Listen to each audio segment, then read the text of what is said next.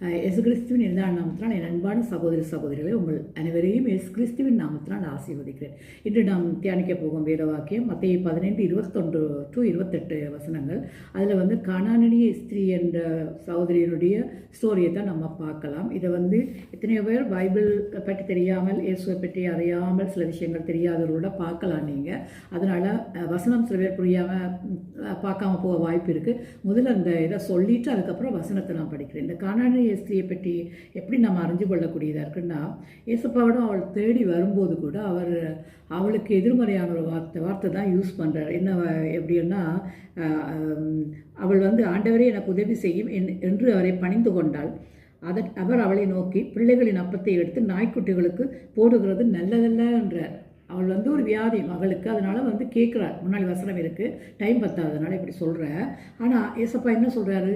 ஆக கடவுது மகளே, ஒரு வியாதி குணம், அப்படி தான் நம்ம பார்த்துருக்கோம். இங்கே இப்படிப்பட்ட ஒரு வார்த்தையை யூஸ் பண்ணுறேன். அப்போ இந்த வார்த்தை யூஸ் பண்ணும்போது நம்ம என்ன பண்ணுவோம்? உடனே கோவப்பட்டு ஓடி போயிடுவோம். இதுதான் மெயினாக நம்ம கருப்பொருளாக பார்க்க வேண்டியிருக்கு. நம்ம ஒரு பெரிய மனுஷன் வந்தோம், இந்த மாதிரி ஒரு வார்த்தை, நாயா, நம்ம என்ன அவளை எவ்வளோ வார்த்தைகள் எல்லாம் கொட்டிக்கிட்டு போயிருப்போம். ஆனால் அவள் எதுவுமே எதிர்த்து பேசலை. இப்போ அடுத்ததை பார்ப்போம்னா, அதற்கு அவள் மெய்தான் ஆண்டவரே, மெய்தான், ஆனாலும் நாய்க்குட்டிகள் தங்கள் எஜமானின் மேஜையிலிருந்து விழும் துணிக்கைகளை தின்னுமே என்றாள். தன்னை தாழ்த்துறாள். தாழ்வு தான் இங்கே காண்பிக்கப்படுகிறது. அப்போ அவள் என்ன சொல்கிறாள்? கோவப்படலை, நீ சொல்கிறது நிஜம்தான், நான் அந்த கீழமான நாய்க்குட்டிகள் இனத்தை சேர்ந்து அந்த ஈக்குவலாக தான் இருக்கிறேன், ஆனால் நீங்கள் பெரியவர், உயர்ந்தவர், அந்த மகிமைப்படுத்துகிறார். ஆனாலும் அந்த ஒரு பருக்கையாவது தின்னுமே என்று சொல்லி இந்த வசனத்தின் மூலம் மென்ஷன் பண்ணுறாள்ல. அப்போது இந்த வசனமும் இந்த சம்பாஷணை நமக்கு என்ன புரிய வைக்குதுன்னா, இந்த வார்த்தையை விட சின்ன சின்ன வார்த்தைகள் சொல்லும் போதெல்லாம் நம்ம கோவப்படுகிறோம், கவலைப்படுகிறோம், டென்ஷன் ஆகிறோம். ஒரு வார்த்தை தவறிட்டாலே நம்ம அவ்வளோ டென்ஷன் ஆகிறோம் நம்முடைய வாழ்க்கையில். இல்லை ஏசப்பாட்ட கூட நம்முடைய விசுவாசங்கள் எப்படி இருக்குன்னா, சூழ்நிலைகளுக்கு ஏற்ப விசுவாசம், கௌரவமாக, அந்தஸ்தா, அப்படியே நம்ம கேட்டபடி நடக்கணும், நம்மளோட சொந்த தேவைகளுக்காக, அதுலேயும் எதுவும் குறைகள் இல்லாமல் நடக்கணும்.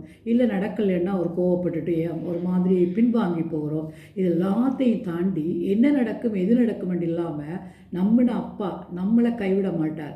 எந்த சூழல் நமக்கு நடந்தாலும் அவரை மீறி இந்த ஒரு சம்பவம் நமக்கு வராதுன்ற நம்பிக்கையோடு அவரை விசுவாசமாக கீழ்ப்படிந்து அந்த விசுவாசத்தில் உறுதியுள்ளவர்களாக இருக்கும்போது நமக்கு விடுதலையும் ஒரு ஒரு ஃப்ரீடம், ஒரு சமாதானம் நமக்கு கிடைக்கும். அதுதான் இங்கே சொல்லப்பட்டிருக்குது. அதை பார்த்தீங்கன்னா, இயேசு அவளுக்கு பிரதியுத்தரமாக, ஸ்திரியே, உன் விசுவாசம் பெரிது, நீ விரும்புகிறபடி உனக்கு ஆக்கடவுது என்றார். அந்நேரமே அவள் மகள் ஆரோக்கியமானாள். இதுதான் நம்ம விரும்புகிற காரியம் இல்லவா?